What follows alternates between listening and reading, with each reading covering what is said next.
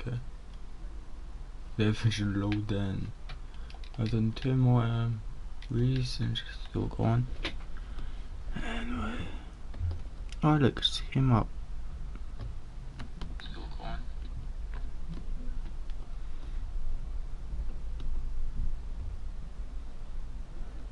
Do that thing. Give me a minute.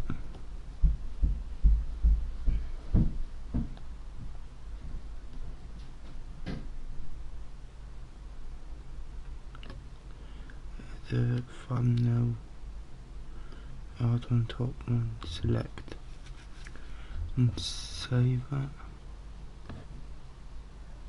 The other last one's got one linker.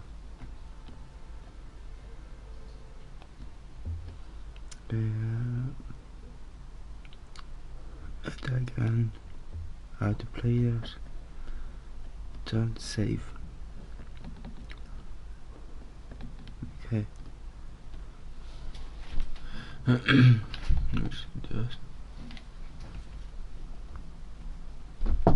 Yeah. Hey son, you alright? Yeah. Could you do me a favour? Yeah. Will you listen out for the postman? Yeah. Can't leave your door open then. Okay, but I did listen yesterday and nothing came. Nothing came, I know. It should today though. Okay. Right. I'll just leave that door open so you can hear him chapping it. Okay, you can hear it chapping anyway. Eh? You can hear it chapping anyway. Alright. You alright? You bored? No. You fine? Yeah. Time to get up? 10, 10, 9. Yeah. Did you have a good sleep? Yeah. Good. Right son, I'll see you when I get back, right? Goodbye.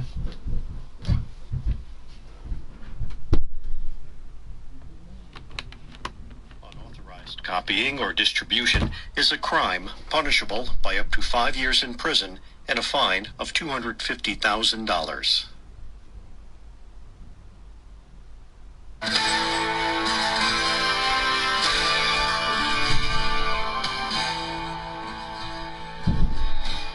Scholastic Audio presents Mockingjay, The Hunger Games Book 3 by Suzanne Collins, read by Tatiana Maslany.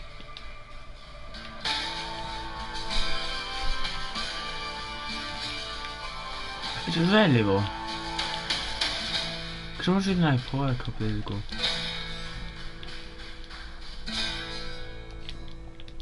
I got it before 3, so those are the beginning to Part go. 1. The Ashes. Chapter 1.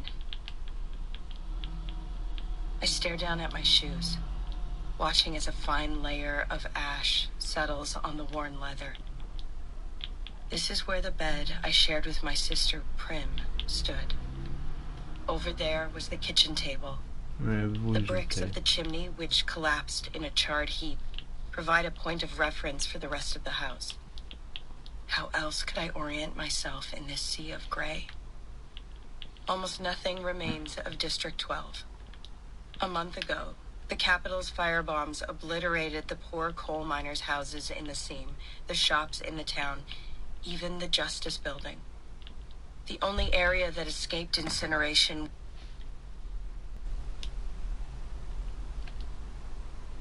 How are you doing? Hey, Leo.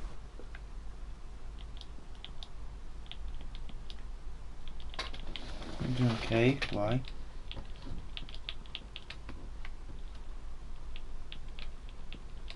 Oh, listening to a book again. Was the victor's village. I don't know why exactly. Perhaps so anyone forced to come here on capital business would have somewhere decent to stay. The odd reporter, a committee assessing the condition of the coal mines, a squad of peacekeepers checking for returning refugees. But no one is returning except me. And that's only for a brief visit. The authorities in District 13 were against my coming back. They viewed it as a costly and pointless venture, given that at least a dozen invisible hovercraft are circling overhead for my protection, and there's no intelligence to be gained. I had to see it, though. So much so that I made it a condition of my cooperating with any of their plans. Finally, Plutarch Heavensby, the head game maker who had organized the rebels in the capital, threw up his hands. Let her go. Better to waste a day than another month. Maybe a little tour of 12 is just what she needs to convince her we're on the same side. The same side. A pain stabs my left temple and I press my hand against it. Right on the spot where Joanna Mason hit me with the coil of wire. The memories swirl as I try to sort out what is true and what is false. What series of events led me to be standing in the ruins of my city? This is hard because the effects of the concussion she gave me haven't completely subsided, and my thoughts still have a tendency to jumble together. Also, the drugs they use to control my pain and mood sometimes make me see things. I guess. I'm still not entirely convinced that I was hallucinating the night the floor of my hospital room transformed into a carpet of writhing snakes. I use a technique one of the doctors suggested. I start with the simplest things I know to be true and work toward the more complicated. The list begins to roll in my head. My name is Katniss Everdeen. I am 17 years old. My home is District 12. I was in the Hunger Games. I escaped. The Capitol hates me. Peeta was taken prisoner. He is thought to be dead. Most likely he is dead. It is probably best if he is dead. Katniss, should I come down? My best friend Gale's voice reaches me through the headset the rebels insisted I wear. He's up in a hovercraft, watching me carefully, ready to swoop in if anything goes amiss. I realize I'm crouched down now, elbows on my thighs, my head braced between my hands. I must look on the verge of some kind of breakdown. This won't do. Not when they're finally weaning me off the medication. I straighten up and wave his offer away. No, I'm fine. To reinforce this, I begin to move away from my old house and in toward the town. Gale asked to be dropped off in 12 with me, but he didn't force the issue when I refused his company. He understands I don't want anyone with me today. Not even him. Some walks you have to take alone. The summer's been scorching hot and dry as a bone. There's been next to no rain to disturb the piles of ash left by the attack. They shift here and there in reaction to my footsteps. No breeze to scatter them. I keep my eyes on what I remember as the road, because when I first landed in the meadow, I wasn't careful and I walked right into a rock. Only it wasn't a rock. It was someone's skull. It rolled over and over and landed face up, and for a long time I couldn't stop looking at the teeth, wondering whose they were, thinking of how mine would probably look the same way under similar circumstances. I stick to the road out of habit, but it's a bad choice because it's full of the remains of those who tried to flee. Some were incinerated entirely, but others, probably overcome with smoke, escaped the worst of the flames and now lie reeking in various states of decomposition, carrion for scavengers, blanketed by flies. I killed you, I think, as I pass a pile. And you. And you. Because I did. It was my arrow, aimed at the chink in the force field surrounding the arena, that brought on this firestorm of retribution, that sent the whole country of Panem into chaos.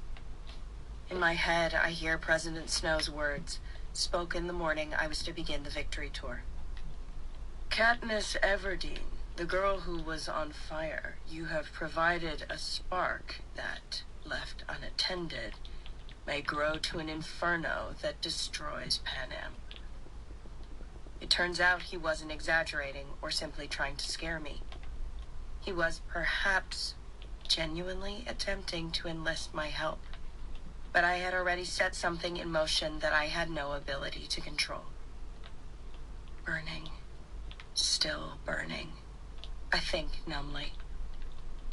The fires at the coal mines belch black smoke in the distance. There's no one left to care, though.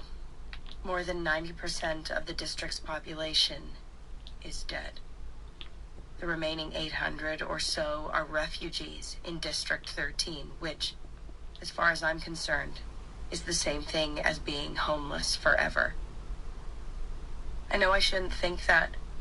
I know I should be grateful for the way we have been welcomed, sick, wounded, starving, and empty-handed. Still, I can never get around the fact that District 13 was instrumental in 12's destruction. This doesn't absolve me of 13 was instrumental in 12's destruction. Blame. There's plenty of blame to go around. But without them, I would not have been part of a larger plot to overthrow the Capitol or had the wherewithal to do it. The citizens of District 12 had no organized resistance movement of their own, no say in any of this. They only had the misfortune to have me.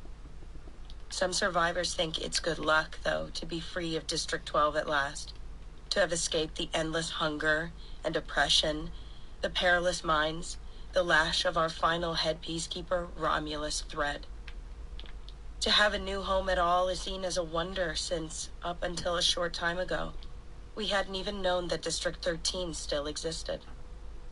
The credit for the survivors' escape has landed squarely on Gale's shoulders, although he's loath to accept it. As soon as the quarter quell was over, as soon as I had been lifted from the arena, the electricity in District 12 was cut. The televisions went black, and the scene became so silent, people could hear one another's heartbeats. No one did anything to protest or celebrate what had happened in the arena. Yet within 15 minutes, the sky was filled with hover planes, and the bombs were raining down. It was Gale who thought of the meadow, one of the few places not filled with old wooden homes embedded with coal dust. He herded those he could in its direction, including my mother and Prim. He formed the team that pulled down the fence, now just a harmless chain link barrier with the electricity off, and led the people into the woods. He took them to the only place he could think of, the lake my father had shown me as a child. And it was from there they watched the distant flames eat up everything they knew in the world. By dawn, the bombers were long gone, the fires dying, the final stragglers rounded up. My mother and Prim had set up a medical area for the injured and were attempting to treat them with whatever they could glean from the woods. Gale had 2 sets of bows and arrows, 1 hunting knife, 1 fishing net, and over 800 terrified people to feed. With the help of those who were able-bodied, they managed for 3 days. And that's when the hovercraft unexpectedly arrived to evacuate them to District 13, where there were more than enough clean, white living compartments, plenty of clothing, and 3 meals a day. The compartments had the disadvantage of being underground. The clothing was identical, and the food was relatively tasteless, but for the refugees of 12, these were minor considerations. They were safe. They were being cared for. They were alive and eagerly welcomed. This enthusiasm was interpreted as kindness, but a man named Dalton, a District 10 refugee who'd made it to 13 on foot a few years ago, leaked the real motive to me. They need you, me, they need us all. A while back, there was some sort of pox epidemic that killed a bunch of them and left a lot more infertile. New breeding stock. That's how they see us. Back in 10, he'd worked on one of the beef ranches, maintaining the genetic diversity of the herd with the implantation of long-frozen cow embryos. He's very likely right about 13 because there don't seem to be nearly enough kids around. But so what? We're not being kept in pens. We're being trained for work. The children are being educated. Those over 14 have been given entry-level ranks in the military and are addressed respectfully as soldier. Every single refugee was granted automatic citizenship by the authorities of 13. Still, I hate them. But, of course, I hate almost everybody now. Myself more than anyone. The surface beneath my feet hardens, and under the carpet of ash, I feel the paving stones of the square. Around the perimeter is a shallow border of refuse where the shop stood. A heap of blackened rubble has replaced the Justice Building. I walked to the approximate site of the bakery Peeta's family owned. Nothing much left but the melted lump of the oven. Peeta's parents, his 2 older brothers, none of them made it to 13. Fewer than a dozen of what passed for District 12's well-to-do escaped the fire. Peeta would have nothing to come home to anyway. Except me. I back away from the bakery and bump into something, lose my balance, and find myself sitting on a hunk of sun-heated metal. I puzzle over what it might have been, then remember Thread's recent renovations of the square. Stocks, whipping posts, and this, the remains of the gallows. Bad. This is bad. It brings on the flood of images that torments me, awake or asleep. Peeta being tortured, drowned, burned, lacerated, shocked, maimed, beaten. As the Capitol tries to get information about the rebellion that he doesn't know. I squeeze my eyes shut and try to reach for him across the hundreds and hundreds of miles, to send my thoughts into his mind, to let him know he is not alone. But he is, and I can't help him. Running, away from the square and to the one place the fire did not destroy. I passed the wreckage of the mayor's house where my friend Madge lived. No word of her or her family. Were they evacuated to the Capitol because of her father's position, or left to the flames? Ashes billow up around me, and I pull the hem of my shirt up over my mouth. It's not wondering what I breathe in, but who that threatens to choke me. The grass has been scorched, and the gray snow fell here as well, but the 12 fine houses of the Victor's Village are unscathed. I bolt into the house I lived in for the past year, slam the door closed, and lean back against it. The place seems untouched, clean, eerily quiet. Why did I come back to 12? How can this visit help me answer the question I can't escape? What am I going to do? I whisper to the walls, because I really don't know. People keep talking at me, talking. Plutarch Heavensby, his calculating assistant Fulvia Cardew, a mishmash of district leaders, military officials, but not Alma Coyne, the president of 13, who just watches. She's 50 or so, with gray hair that falls in an unbroken sheet to her shoulders. I'm somewhat fascinated by her hair since it's so uniform, so without a flaw, a wisp, even a split end. Her eyes are gray, but not like those of people from the scene. They're very pale, as if almost all the color has been sucked out of them. The color of slush that you wish would melt away. What they want is for me to truly take on the role they designed for me. The symbol of the revolution, the Mockingjay. It isn't enough what I've done in the past, defying the Capitol in the games, providing a rallying point. I must now become the actual leader, the face, the voice, the embodiment of the revolution. The person who the districts, most of which are now openly at war with the Capitol, can count on to blaze the path to victory. I won't have to do it alone.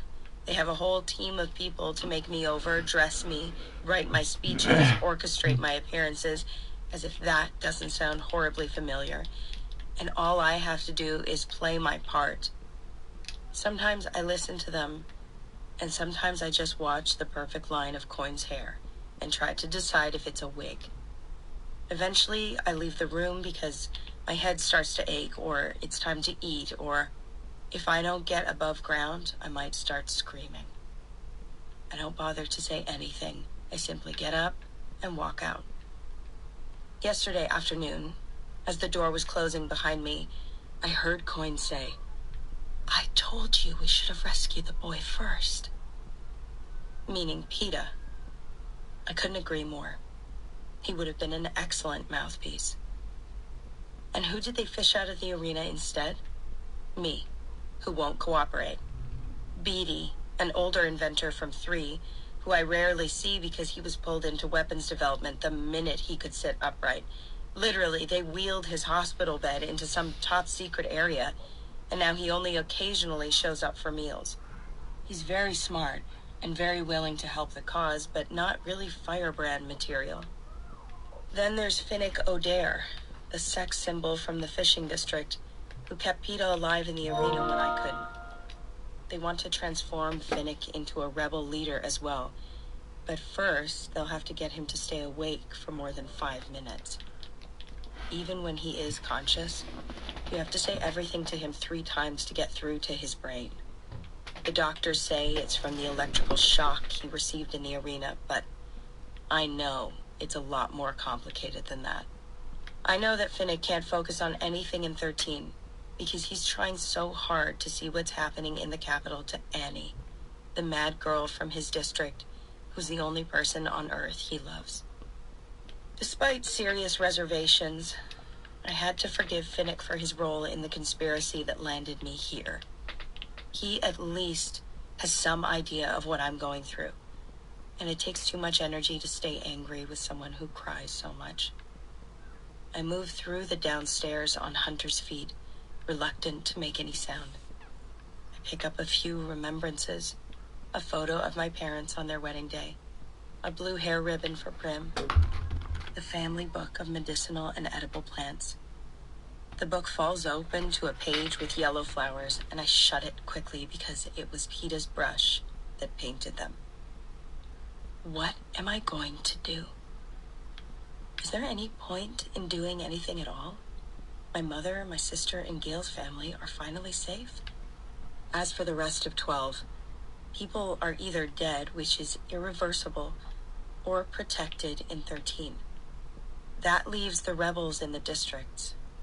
Of course, I hate the capital, but I have no confidence that my being the Mockingjay will benefit those who are trying to bring it down. How can I help the districts when every time I make a move, it results in suffering and loss of life? The old man, shot in District 11 for whistling, the crackdown in 12 after I intervened in Gail's whipping, my stylist, Cinna, being dragged, bloody and unconscious from the lunchroom before the games. Plutarch's sources believe he was killed during interrogation. Brilliant, enigmatic, lovely Cinna is dead because of me. I push the thought away because it's too impossibly painful to dwell on without losing my fragile hold on the situation entirely. What am I going to do? To become the Mockingjay, could any good I do possibly outweigh the damage? Who can I trust to answer that question? Certainly not that crew in 13. I swear now that my family and Gail's are out of harm's way, I could run away. Except for one unfinished piece of business. PETA. If I knew for sure that he was dead, I could just disappear into the woods and never look back. But until I do, I'm stuck. I spin on my heel at the sound of a hiss. In the kitchen doorway, back arched, ears flattened, stands the ugliest tomcat in the world. Buttercup, I say. Thousands of people are dead, but he has survived and even looks well fed. On what? He can get in and out of the house through a window we always left ajar in the pantry. He must have been eating field mice. I refuse to consider the alternative. I squat down and extend a hand. Come here, boy. Not likely. He's angry at his abandonment. Besides, I'm not offering food, and my ability to provide scraps has always been my main redeeming quality to him. For a while, when we used to meet up at the old house because we both disliked this new one, we seemed to be bonding a little. That's clearly over. He blinks those unpleasant yellow eyes. Want to see Prim? I ask. Her name catches his attention. Besides his own, it's the only word that means anything to him. He gives a rusty meow and approaches me. I pick him up, stroking his fur. then go to the closet and dig out my game bag and unceremoniously stuff him in.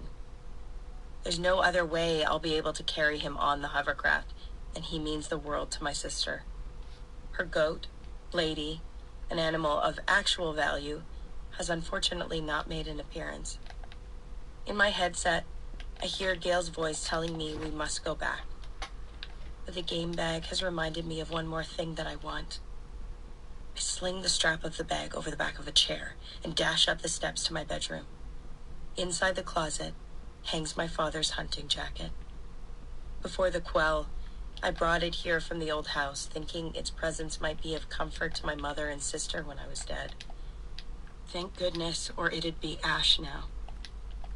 The soft leather feels soothing, and for a moment, I'm calmed by the memories of the hours spent wrapped in it.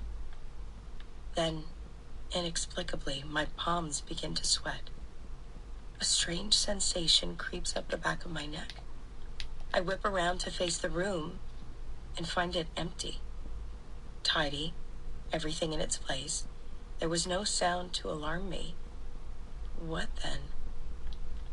My nose twitches. It's the smell, cloying and artificial. A dab of white peeks out of a vase of dried flowers on my dresser. I approach it with cautious steps. There, all but obscured by its preserved cousins, is a fresh white rose. Perfect, down to the last thorn and silken petal. And I know immediately who sent it to me. President Snow. When I begin to gag at the stench, I back away and clear out. How long has it been here? A day? An hour? The rebels did a security sweep of the victor's village before I was cleared to come here, checking for explosives, bugs, anything unusual. But perhaps the rose didn't seem noteworthy to them. Only to me. Downstairs, I snag the game bag off the chair, bouncing it along the floor, until I remember it's occupied. On the lawn, I frantically signal to the hovercraft, while Buttercup thrashes. I jab him with my elbow, but this only infuriates him. A hovercraft materializes and a ladder drops down. I step on, and the current freezes me until I'm lifted on board. Gail helps me from the ladder. You all right? Yeah, I say, wiping the sweat off my face with my sleeve. He left me a rose. I want to scream. But it's not information I'm sure I should share with someone like Plutarch looking on. First of all, because it will make me sound crazy, like I either imagined it, which is quite possible, or I'm overreacting, which will buy me a trip back to the drug-induced dreamland I'm trying so hard to escape. No one will fully understand how it's not just a flower, not even just President Snow's flower, but a promise of revenge, because no one else sat in the study with him when he threatened me before the victory tour. Positioned on my dresser, that white as snow rose is a personal message to me. It speaks of unfinished business. It whispers, I can find you. I can reach you. Perhaps I am watching you now. Chapter 2. Are there capital hoverplanes speeding in to blow us out of the sky? As we travel over District 12, I watch anxiously for signs of an attack, but nothing pursues us. After several minutes, when I hear an exchange between Plutarch and the pilot confirming that the airspace is clear, I begin to relax a little. Gail nods at the howls coming from my game bay. Now I know why he had to go back. If there was even a chance of his recovery. I dump the bag onto a seat where the loathsome creature begins a low, deep-throated growl. Oh, shut up. I tell the bag as I sink into the cushioned window seat across from it. Gail sits next to me. Pretty bad down there? Couldn't be much worse. I answer. I look in his eyes and see my own grief reflected there. Our hands find each other, holding fast to a part of 12 that Snow has somehow failed to destroy. We sit in silence for the rest of the trip to 13, which only takes about 45 minutes, a mere week's journey on foot. Bonnie and Twill, the District 8 refugees who I encountered in the woods last winter, weren't so far from their destination after all. They apparently didn't make it, though. When I asked about them in 13, no one seemed to know who I was talking about. Died in the woods, I guess. From the air, 13 looks about as cheerful as 12. The rubble isn't smoking the way the Capitol shows it on television, but there's next to no life above ground. In the 75 years since the dark days, when 13 was said to have been obliterated in the war between the Capitol and the districts, almost all new construction has been beneath the Earth's surface. There was already a substantial underground facility here, developed over centuries to be either a clandestine refuge for government leaders in times of war, or a last resort for humanity if life above became unlivable.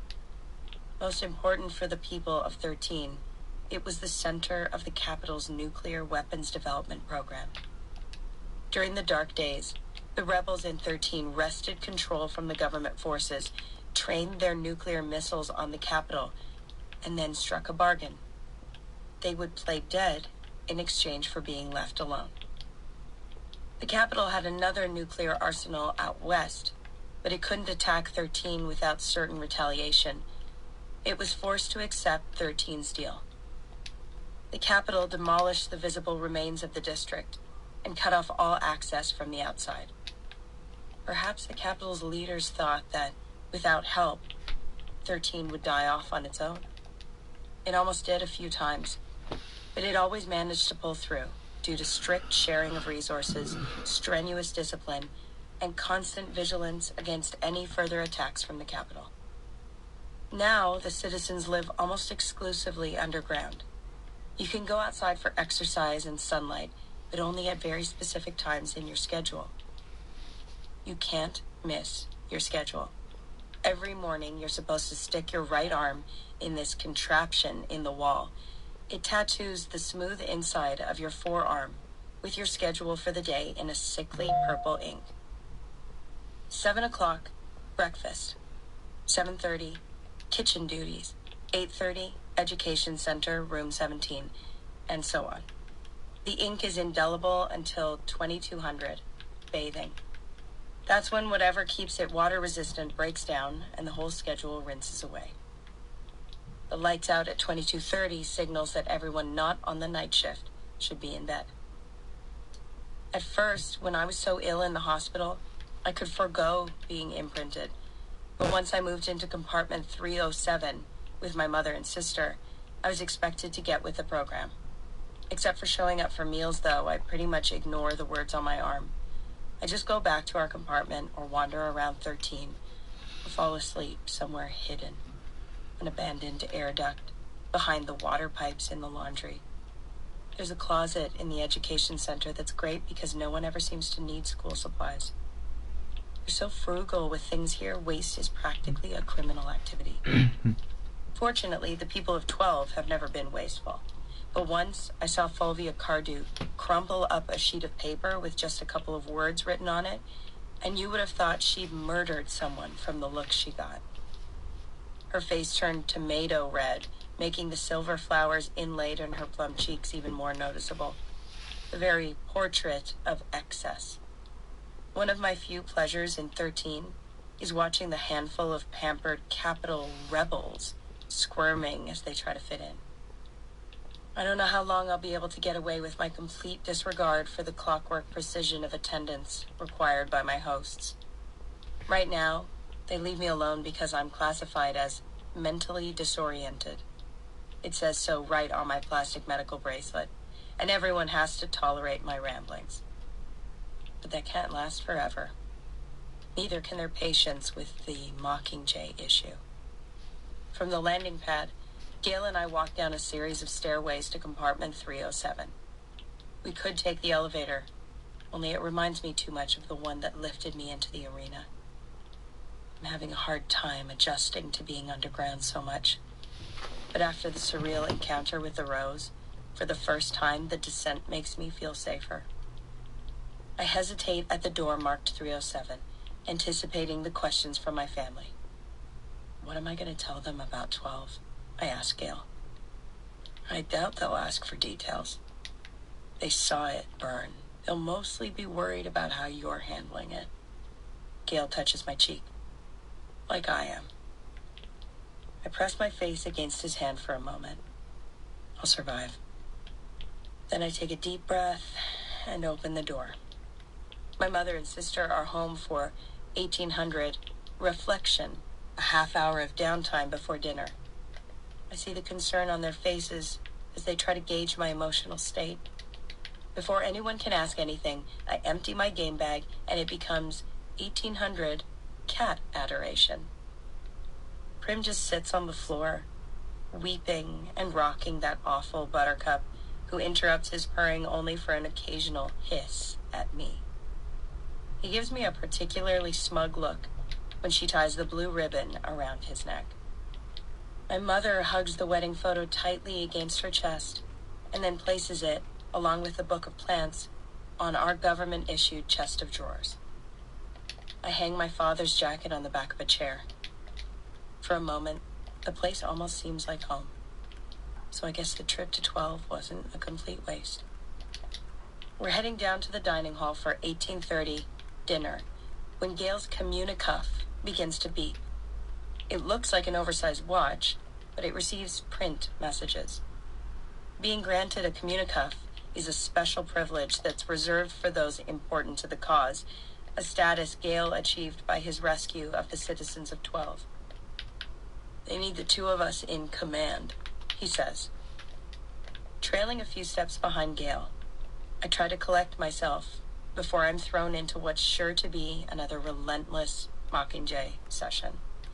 I linger in the doorway of command, the high-tech meeting/war council room, complete with computerized talking walls, electronic maps showing the troop movements in various districts, and a giant rectangular table with control panels I'm not supposed to touch.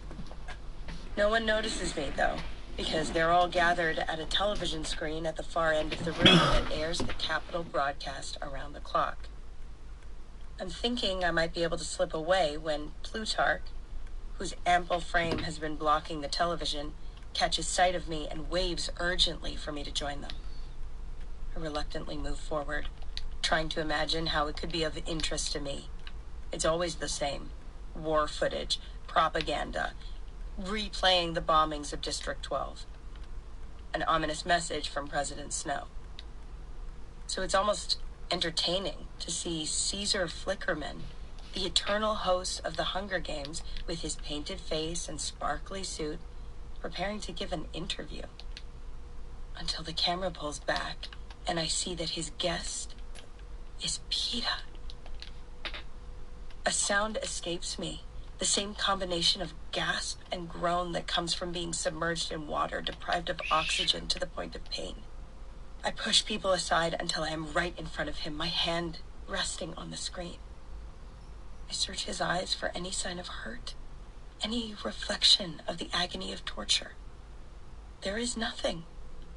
PETA looks healthy to the point of robustness. His skin is glowing, flawless in that full body polish way. His manner's composed, serious. I can't reconcile this image with the battered, bleeding boy who haunts my dreams. Caesar settles himself more comfortably in the chair across from PETA and gives him a long look. So, PETA, welcome back. PETA smiles slightly. I bet you thought you'd done your last interview with me, Caesar. I confess I did, says Caesar. The night before the quarter quell, well, whoever thought we'd see you again? It wasn't part of my plan, that's for sure, says PETA with a frown. Caesar leans into him a little. I think it was clear to all of us what your plan was. To sacrifice yourself in the arena so that Katniss Everdeen and your child could survive. That was it. Clear and simple. PETA's fingers trace the upholstered pattern on the arm of the chair. But other people had plans as well. Yes, other people had plans, I think. Has Peter guessed then how the rebels used us as pawns? How my rescue was arranged from the beginning, and finally how our mentor, Hamish Abernathy, betrayed us both for a cause he pretended to have no interest in? In the silence that follows, I noticed the lines that have formed between Peter's eyebrows. He has guessed, or he has been told. But the Capitol has not killed or even punished him.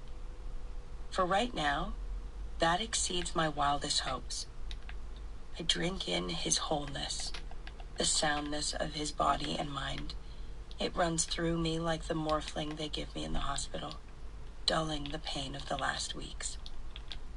Why don't you tell us about that last night in the arena?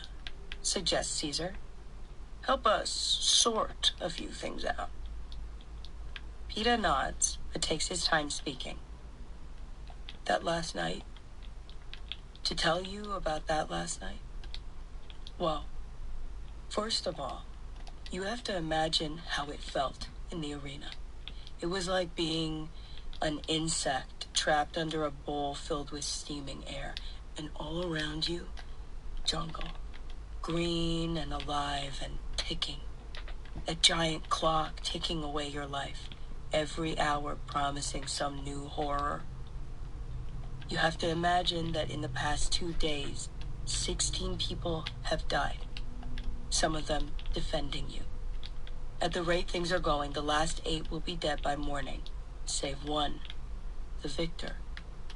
And your plan is that it won't be you. My body breaks out in a sweat at the memory. My hand slides down the screen and hangs limply at my side. Peter doesn't need a brush to paint images from the games. He works just as well in words. Once you're in the arena, the rest of the world becomes very distant, he continues. All the people and things you loved or cared about almost cease to exist. The pink sky and the monsters in the jungle and the tributes who want your blood become your final reality, the only one that ever mattered. As bad as it makes you feel, you're gonna have to do some killing, because in the arena you only get one wish. And it's very costly. It costs your life, says Caesar. Oh, no. It costs a lot more than your life. To murder innocent people, says Peter, it costs everything you are. Everything you are, repeats Caesar quietly. A hush has fallen over the room, and I can feel it spreading across Pan Am. A nation leaning in toward its screens, because no one has ever talked about what it's really like in the arena before. Peter goes on. So you hold on to your wish, and that last night, yes, my wish was to save Katniss. But even without knowing about the rebels, it didn't feel right. Everything was too complicated. I found myself regretting I hadn't run off with her earlier in the day, as she had suggested, but there was no getting out of it at that point. You were too caught up in Beatty's plan to electrify the Salt Lake, says Caesar. Too busy playing allies with the others. I should have never let them separate us. Peter bursts out. That's when I lost her. When you stayed at the lightning tree and she and Joanna Mason took the coil of wire down to the water, Caesar clarifies. I didn't want to. Peter flushes in agitation. But I couldn't argue with Beatty without indicating we were about to break away from the Alliance. When that wire was cut, everything just went insane. I can only remember bits and pieces, trying to find her, watching Brutus kill Chaff, killing Brutus myself. I know she was calling my name. Then the lightning bolt hit the tree, and the force field around the arena blew out. Katniss blew it out, Peter, says Caesar. You've seen the footage. She didn't know what she was doing. None of us could follow Beatty's plan. You can see her trying to figure out what to do with that wire. Peeta snaps back. All right, it just looks suspicious, says Caesar, as if she was part of the rebels' plan all along. Peeta's on his feet, leaning into Caesar's face, hands locked on the arms of his interviewer's chair. Really? And was it part of her plan for Joanna to nearly kill her? For that electric shock to paralyze her? To trigger the bombing? He's yelling now. She didn't know, Caesar. Neither of us knew anything except that we were trying to keep each other alive. Caesar places his hand on Peeta's chest in a gesture that's both self-protective and conciliatory. Okay, Peeta, I believe you. Okay. Peeta withdraws from Caesar, pulling back his hands, running them through his hair, mussing his carefully styled blonde curls. He slumps back in his chair, distraught. Caesar waits a moment, studying Peeta. What about your mentor, Hamish Abernathy? Peeta's face hardens. I don't know what Hamish knew. Could he have been part of the conspiracy? Asks Caesar. He never mentioned it, says Peeta. Caesar presses on. What does your heart tell you? That I shouldn't have trusted him, says Peeta. That's all. I haven't seen Hamish since I attacked him on the hovercraft, leaving long claw marks down his face. I know it's been bad for him here. District 13 strictly forbids any production or consumption of intoxicating beverages, and even the rubbing alcohol in the hospital is kept under lock and key. Finally, Hamish is being forced into sobriety, with no secret stashes or home-brewed concoctions to ease his transition. They've got him in seclusion until he's dried out, as he's not deemed fit for public display. It must be excruciating, but I lost all my sympathy for Hamish when I realized how he had deceived us. I hope he's watching the Capitol broadcast now so he can see that Peeta has cast him off as well. Caesar pats Peeta's shoulder.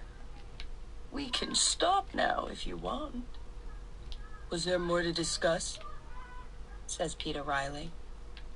I was going to ask your thoughts on the war, but if you're too upset, begins Caesar. Oh, I'm not too upset to answer that. Peeta takes a deep breath and then looks straight into the camera. I want everyone watching, whether you're on the Capitol or the rebel side, to stop for just a moment and think about what this war could mean for human beings. We almost went extinct fighting one another before. Now our numbers are even fewer, our conditions more tenuous. Is this really what we want to do? Kill ourselves off completely in the hopes that, what? Some decent species will inherit the smoking remains of the earth? I'm not sure I'm following, says Caesar. We can't fight one another, Caesar, Peeta explains.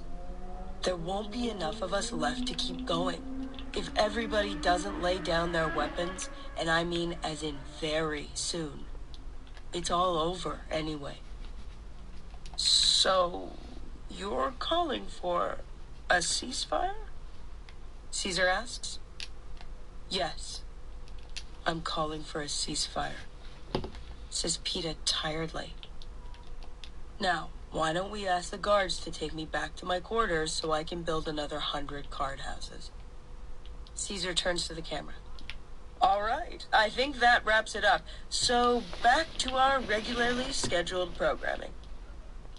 Music plays them out, and then there's a woman reading a list of expected shortages in the Capitol: fresh fruit, solar batteries, soap. I watch her with uncharacteristic absorption, because I know everyone will be waiting for my reaction to the interview. But there's no way I can process it all so quickly. The joy of seeing Peeta alive and unharmed, his defense of my innocence in collaborating with the rebels, and his undeniable complicity with the Capitol now that he's called for a ceasefire. Oh, he made it sound as if he were condemning both sides in the war. But at this point, with only minor victories for the rebels, a ceasefire could only result in a return to our previous status. Or worse. Behind me, I can hear the accusations against PETA building. The words traitor, liar, and enemy bounce off the walls. Since I can neither join in the rebels' outrage nor counter it, I decide the best thing to do is clear out. As I reach the door, Coin's voice rises above the others. You have not been dismissed, Soldier Everdeen. One of Coin's men lays a hand on my arm. It's not an aggressive move, really, but after the arena, I react defensively to any unfamiliar touch. I jerk my arm free and take off, running down the halls. Behind me, there's the sound of a scuffle, but I don't stop. My mind does a quick inventory of my odd little hiding places, and I wind up in the supply closet, curled up against a crate of chalk. You're alive, I whisper, pressing my palms against my cheeks, feeling the smile that's so wide it must look like a grimace. PETA's alive. And a traitor. But at the moment, I don't care. Not what he says or who he says it for. Only that he is still capable of speech. After a while, the door opens and someone slips in. Gale slides down beside me, his nose trickling blood. What happened? I ask. I got in Boggs' way, he answers with a shrug. I use my sleeve to wipe his nose. Watch it. I try to be gentler, patting, not wiping. Which one is he? Oh, you know, Coin's right-hand lackey, the one who tried to stop you. He pushes my hand away. Quit it. You'll bleed me to death. The trickle has turned to a steady stream. I give up on the first aid attempts. You fought with Boggs? No, just blocked the doorway when he tried to follow you. His elbow caught me in the nose, says Gale. They'll probably punish you, I say. Already have. He holds up his wrist. I stare at it uncomprehendingly. Coin took back my communicuff. I bite my lip, trying to remain serious, but it seems so ridiculous. I'm sorry, Soldier Gale Hawthorne. Don't be Soldier Katniss Everdeen. He grins. I felt like a jerk walking around with it anyway. We both start laughing. I think it was quite a demotion. This is one of the few good things about 13. Getting Gale back. With the pressure of the Capitol's arranged marriage between PETA and me gone, we've managed to regain our friendship. He doesn't push it any further, try to kiss me or talk about love. Either I've been too sick, or he's willing to give me space, or he knows it's just too cruel with PETA in the hands of the Capitol. Whatever the case, I've got someone to tell my secrets to again. Who are these people? I say. They're us. If we'd had nukes instead of a few lumps of coal, he answers. I like to think 12 wouldn't have abandoned the rest of the rebels back in the dark days, I say. We might have. If it was that, surrender or start a nuclear war, says Gale. In a way, it's remarkable they survived it all. Maybe it's because I still have the ashes of my own district on my shoes. But for the first time, I give the people of 13 something I have withheld from them. Credit. For staying alive against all odds. Their early years must have been terrible, huddled in the chambers beneath the ground after their city was bombed to dust. Population decimated, no possible ally to turn to for aid. Over the past 75 years, they've learned to be self-sufficient, turned their citizens into an army, and built a new society with no help from anyone. They would be even more powerful if that pox epidemic hadn't flattened their birth rate and made them so desperate for a new gene pool and breeders. Maybe they are militaristic, overly programmed, and somewhat lacking in a sense of humor. They're here, and willing to take on the Capitol. Still, it took them long enough to show up, I say. It wasn't simple. They had to build up a rebel base in the Capitol, get some sort of underground organized in the districts. he says. Then they needed someone to set the whole thing in motion. They needed you. They needed PETA, too, but they seem to have forgotten that, I say. Gail's expression darkens. PETA might have done a lot of damage tonight. Most of the rebels will dismiss what he said immediately, of course. But there are districts where the resistance is shakier. The ceasefire's clearly President Snow's idea, but it seems so reasonable coming out of PETA's mouth. I'm afraid of Gail's answer, but I ask anyway. Why do you think he said it? He might have been tortured or persuaded. My guess is he made some kind of deal to protect you. He put forth the idea of the ceasefire if Snow let him present you as a confused, pregnant girl who had no idea what was going on when she was taken prisoner by the rebels. This way, if the districts lose, there's still a chance of leniency for you, if you play it right. I must still look perplexed because Gail delivers the next line very slowly. Katniss, he's still trying to keep you alive. To keep me alive? And then I understand. The games are still on. We have left the arena, but since PETA and I weren't killed, his last wish to preserve my life still stands. His idea is to have me lie low, remain safe and imprisoned while the war plays out. Then neither side will really have cause to kill me. And PETA? If the rebels win, it will be disastrous for him. If the Capitol wins, who knows? Maybe we'll both be allowed to live if I play it right, to watch the games go on. Images flash through my mind. The spear piercing Rue's body in the arena, Gale hanging senseless from the whipping post, the corpse-littered wasteland of my home. And for what? For what? As my blood turns hot, I remember other things. My first glimpse of an uprising in District 8. The victors locked hand in hand the night before the quarter quell. And how it was no accident. My shooting that arrow into the force field in the arena. How badly I wanted it to lodge deep in the heart of my enemy. I spring up, upsetting a box of 100 pencils, sending them scattering around the floor. What is it? Gale asks. There can't be a ceasefire. I lean down, fumbling as I shove the sticks of dark gray graphite back into the box. We can't go back. I know. Gale sweeps up a handful of pencils and taps them on the floor into perfect alignment. Whatever reason PETA had for saying those things, he's wrong. The stupid sticks won't go in the box, and I snap several in my frustration. I know. Give it here. You're breaking them to bits. He pulls the box from my hands and refills it with swift, concise motions. He doesn't know what they did to 12. If he could have seen what was on the ground... I start. Katniss, I'm not arguing. If I could hit a button and kill every living soul working for the Capitol, I would do it, without hesitation. He slides the last pencil into the box and flips the lid closed. The question is, what are you going to do? It turns out the question that's been eating away at me has only ever had one possible answer. But it took PETA's ploy for me to recognize it. What am I going to do? I take a deep breath.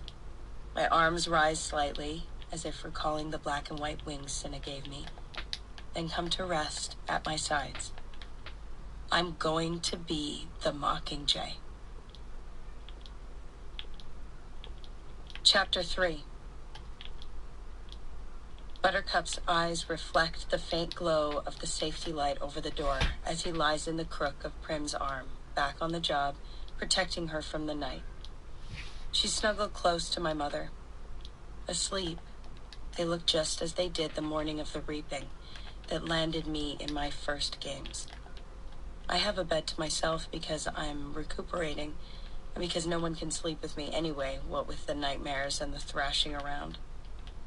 After tossing and turning for hours, I finally accept that it will be a wakeful night. Under Buttercup's watchful eye, I tiptoe across the cold tiled floor to the dresser. The middle drawer contains my government-issued clothes. Everyone wears the same gray pants and shirt, the shirt tucked in at the waist. Underneath the clothes, I keep the few items I had on me when I was lifted from the arena. My Mockingjay pin, PETA's token, the gold locket with photos of my mother and Prim and Gail inside. A silver parachute that holds a spile for tapping trees, and the pearl PETA gave me a few hours before I blew out the force field. District 13 confiscated my tube of skin ointment for use in the hospital, and my bow and arrows because only guards have clearance to carry weapons. They're in safekeeping in the armory. I feel around for the parachute and slide my fingers inside until they close around the pearl. I sit back on my bed, cross-legged, and find myself rubbing the smooth, iridescent surface of the pearl back and forth against my lips. For some reason, it's soothing. A cool kiss from the giver himself. "Katniss?" Prim whispers. She's awake, peering at me through the darkness. "What's wrong?" "Nothing, just a bad dream. Go back to sleep." It's automatic, shutting Prim and my mother out of things to shield them. Careful not to rouse my mother, Prim eases herself from the bed, scoops up Buttercup, and sits beside me. She touches the hand that has curled around the pearl.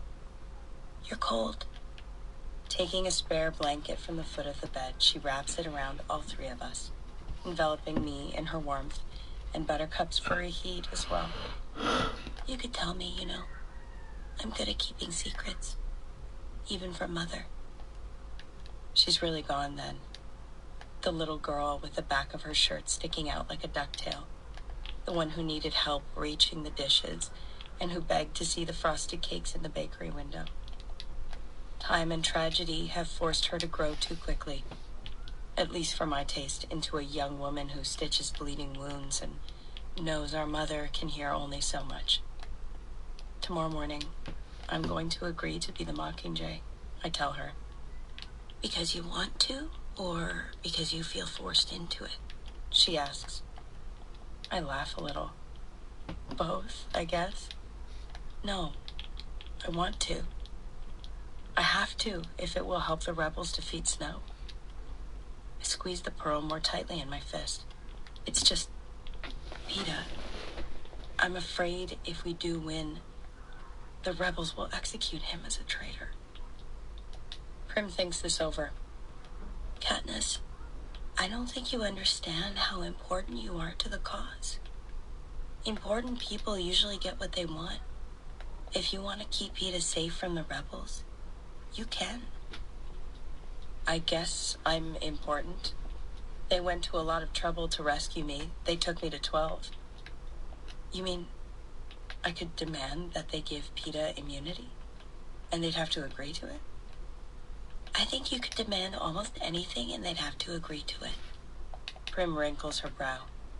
"Only how do you know they'll keep their word?" I remember all of the lies Haymitch told PETA and me to get us to do what he wanted. What's to keep the rebels from reneging on the deal? A verbal promise behind closed doors, even a statement written on paper. These could easily evaporate after the war. Their existence or validity denied. Any witnesses in command will be worthless. In fact, they'd probably be the ones writing out PETA's death warrant. I'll need a much larger pool of witnesses. I'll need everyone I can get. It'll have to be public, I say. Buttercup gives a flick of his tail that I take as agreement. I'll make Coin announce it in front of the entire population of 13. Prim smiles. "Oh, that's good. It's not a guarantee, but it will be much harder for them to back out of their promise." I feel the kind of relief that follows an actual solution. I should wake you up more often, little duck. "I wish you would," says Prim. She gives me a kiss. "Try and sleep now, all right?" And I do. In the morning, I see that 7 o'clock, breakfast, is directly followed by 7:30, command, which is fine since I may as well start the ball rolling. At the dining hall, I flash my schedule, which includes some kind of ID number, in front of a sensor.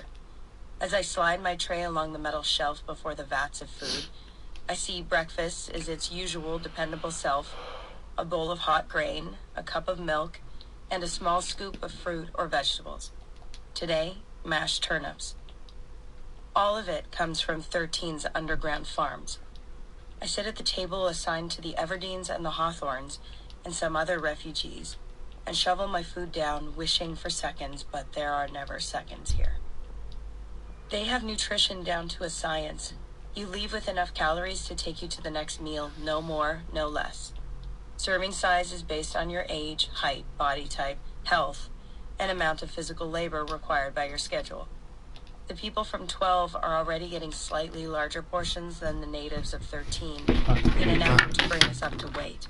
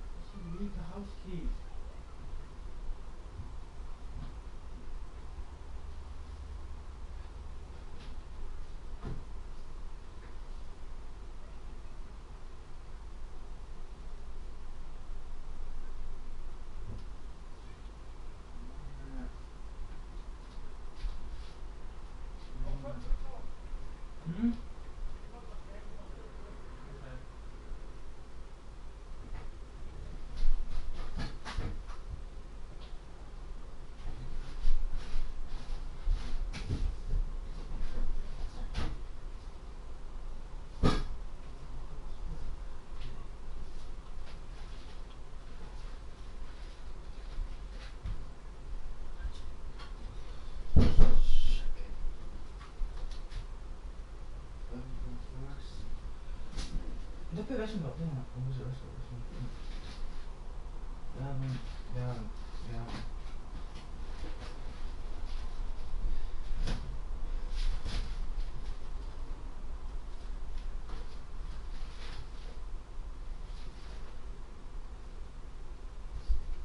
Oh, freaking hell. And he is back.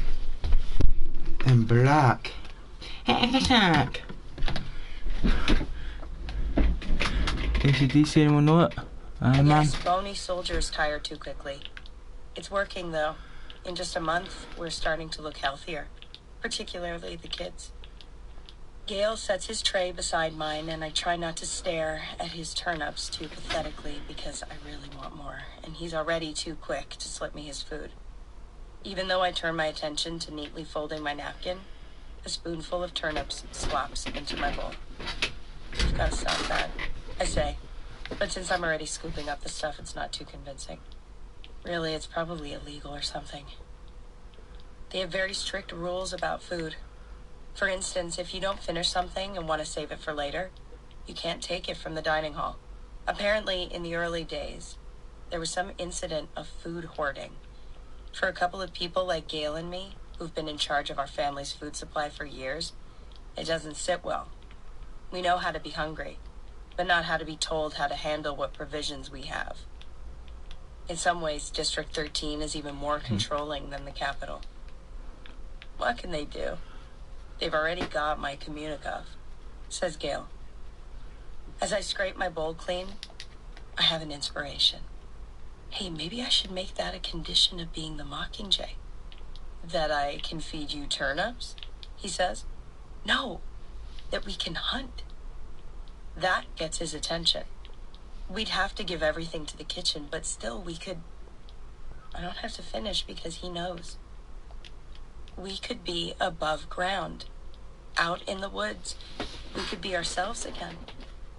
Do it, he says. Now's the time. You could ask for the moon and they'd have to find some way to get it. He doesn't know that I'm already asking for the moon by demanding they spare Peeta's life. Before I can decide whether or not to tell him, a bell signals the end of our eating shift. The thought of facing Coin alone makes me nervous. what are you scheduled for? Gale checks his arm. Nuclear history class, where, by the way, your absence has been noted. I have to go to command. Come with me? I ask. All right. But they might throw me out after yesterday. As we go to drop off our trays, he says, you better put Buttercup on your list of demands, too. I don't think the concept of useless pets is well known here. Oh, they'll find him a job. Tattoo it on his paw every morning, I say. But I make a mental note to include him for Prim's sake. By the time we get to command, Coin, Plutarch, and all their people have already assembled. The sight of Gale raises some eyebrows, but no one throws him out. My mental notes have become too jumbled, so I ask for a piece of paper and a pencil right off. My apparent interest in the proceedings, the first I've shown since I've been here, takes them by surprise. Several looks are exchanged. Probably they had some extra special lecture planned for me.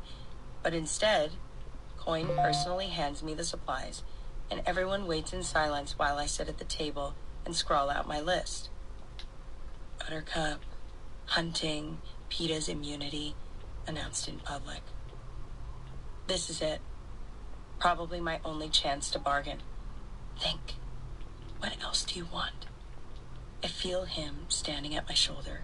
Gale, I add to the list. I don't think I can do this without him. The headache's coming on and my thoughts begin to tangle. I shut my eyes and start to recite silently. My name is Katniss Everdeen. I am 17 years old. My home is District 12. I was in the Hunger Games. I escaped. The Capitol hates me. PETA was taken prisoner. He is alive. He is a traitor, but alive. I have to keep him alive. The list. It still seems too small. I should try to think bigger, beyond our current situation where I am of the utmost importance, to the future where I may be worth nothing. Shouldn't I be asking for more? For my family? For the remainder of my people? My skin itches with the ashes of the dead. I feel the sickening impact of the skull against my shoe. The scent of blood and roses stings my nose. The pencil moves across the page on its own. I open my eyes and see the wobbly letters. I kill Snow. If he's captured, I want the privilege. Plutarch gives a discreet cough. About done there? I glance up and notice the clock. I've been sitting here for 20 minutes. Finnick isn't the only one with attention problems. Yeah, I say. My voice sounds hoarse, so I clear my throat. Yeah. So this is the deal. I'll be your Mockingjay. I wait so they can make their sounds of relief, congratulate, slap one another on the back. Coin stays as impassive as ever, watching me, unimpressed. But I have some conditions. I smooth out the list and begin. My family gets to keep our cat. My tiniest request sets off an argument. The Capitol rebels see this as a non-issue. Of course, I can keep my pet, while those from 13 spell out what extreme difficulties this presents. Finally, it's worked out that we'll be moved to the top level, which has the luxury of an 8-inch window above ground. Buttercup may come and go to do his business. He will be expected to feed himself. If he misses curfew, he will be locked out. If he causes any security problems, he'll be shot immediately. That sounds okay. Not so different from how he's been living since we left, except for the shooting part. If he looks too thin, I can slip him a few entrails, provided my next request is allowed. I want to hunt with Gale, out in the woods, I say. This gives everyone pause. We won't go far. We'll use our own bows. You can have the meat for the kitchen, adds Gale. I hurry on before they can say no. It's just, I can't breathe, shut up here like a... I would get better faster if I could hunt. Plutarch begins to explain the drawbacks here, the dangers, the extra security, the risk of injury. But Coin cuts him off. No, let them. Give them 2 hours a day deducted from their training time. A 1/4-mile radius with communication units and tracker anklets. What's next? I skim my list. Gale, I'll need him with me to do this. With you how? Off camera? By your side at all times? Do you want him presented as your new lover? Coin asks. She hasn't said this with any particular malice. Quite the contrary. Her words are very matter of fact. But my mouth still drops open in shock. What? I think we should continue the current romance. A quick defection from PETA could cause the audience to lose sympathy for her, says Plutarch. Especially since they think she's pregnant with his child. Agreed. So, on screen, Gale can simply be portrayed as a fellow rebel. Is that all right? Says Coin. I just stare at her. She repeats herself impatiently. For Gale, will that be sufficient? We can always work him in as your cousin, says Fulvia. We're not cousins. Gale and I stay together. Right, but we should probably keep that up for appearance's sake on camera, says Plutarch. Off camera, he's all yours. Anything else? I'm rattled by the turn in the conversation, the implications that I could so readily dispose of PETA, that I'm in love with Gale, that the whole thing has been an act. My cheeks begin to burn. The very notion that I'm devoting any thought to who I want presented as my lover, given our current circumstances, is demeaning. I let my anger propel me into my greatest demand. When the war is over, if we've won, PETA will be pardoned. Dead silent. I feel Gale's body tense. I guess I should have told him before, but I wasn't sure how he'd respond. Not when it involved PETA. No form of punishment will be inflicted, I continue. A new thought occurs to me. The same goes for the other captured tributes, Joanna and Enobaria. Frankly, I don't care about Enobaria, the vicious District 2 tribute. In fact, I dislike her, but it seems wrong to leave her out. No, says Coin flatly. Yes, I shoot back. It's not their fault you abandoned them in the arena. Who knows what the Capitol's doing to them? They'll be tried with other war criminals and treated as the tribunal sees fit. She says, they'll be granted immunity. I feel myself rising from my chair, my voice full and resonant. You will personally pledge this in front of the entire population of District 13 and the remainder of 12. Soon. Today. It will be recorded for future generations. You will hold yourself and your government responsible for their safety, or you'll find yourself another Mockingjay. My words hang in the air for a long moment. That's her, I hear Fulvia hiss to Plutarch. Right there, with the costume, gunfire in the background, just a hint of smoke. Yes, that's what we want, says Plutarch under his breath.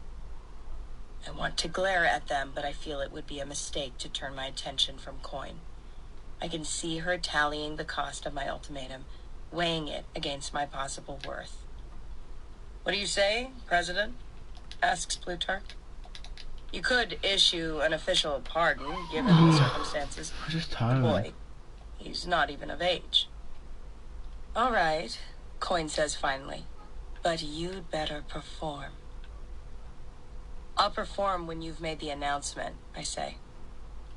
Call a National Security Assembly during reflection today, she orders. I'll make the announcement then.